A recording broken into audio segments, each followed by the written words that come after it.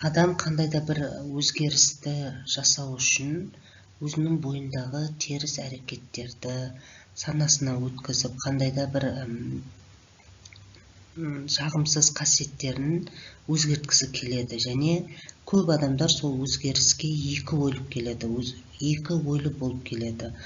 Олар өзгеруге деген себептерін көре тұра, сонымен қоса өзгермеуге себептерін де байқап тұрады. Яғни адам екі ойлықты тұрады. Оны енді мотивациялық консультацияда амбиваленттілік деп айтады. Яғни бір уақытта адам өзгеріске қадамда жасағысы келеді, немесе сол қалпында қалғанды қалап тұрады. Яғни екі ойда болып тұрады. Адамның мотивациялық консультация барысында екі ойлы болуы, ол өзгеріске бір қадам жақын болуы деп санайды. Өйткені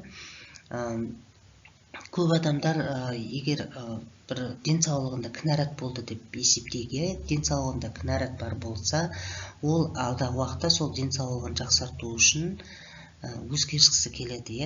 И ол өзгеру үшін не жасау керек, қандай дәрі-дәрмектер ішу керек, немесе қалай тамақтану керек, ол жөнінде бәрін біледі. Және егер өзгермесе, ол денсаулығы одан ары нашарлай беретінін біледі.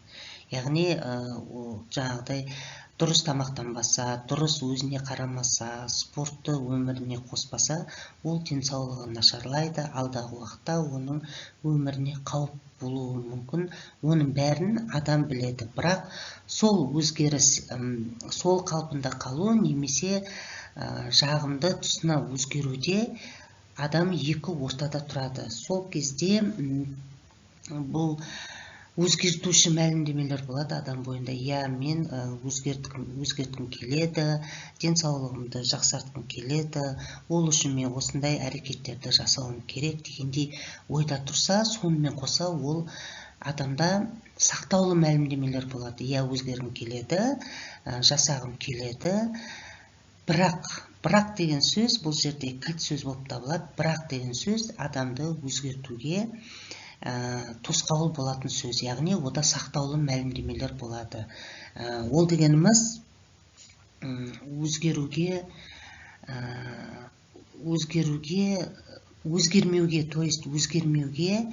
алып келетін өзіндік себептері болады. Яғни мүмкін ол бұрын өзгергісі келді, бірақ өзгере алмады. Мен денсаулығымды жақсартқым келеді, бірақ бұрындары осылай дұрыс тамақтанған кезде, спортпен айналысқан кезде ештеңе шыққан жоқ. Мен әлсіздік таныттым, сондықтан мен өзгергім келсе де өзгере алмаймын. Өйткені менде олай болмайды дегендей амбиваленттілік танытады. Амбиваленттілік танытқанның өзі үлкен қадам болып табылады.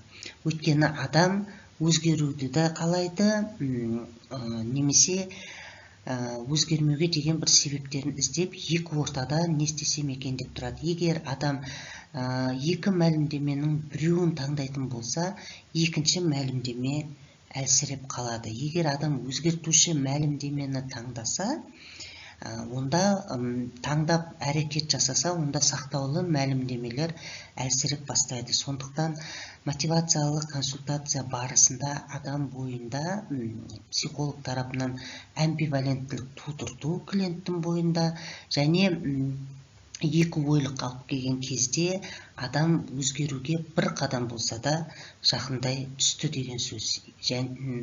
Бұл жерде өзгертуші мәлімдемелерді күшейтіп, сақтаулы мәлімдемелерді әлсіретуге амбиваленттіліктің рөлі жоғары. Және мотивациялық консультация жүргізетін психологтың осы амбиваленттілікті бұзып, адам амбиваленттіліктегі өзгертуші мәлімдемені күшейтіп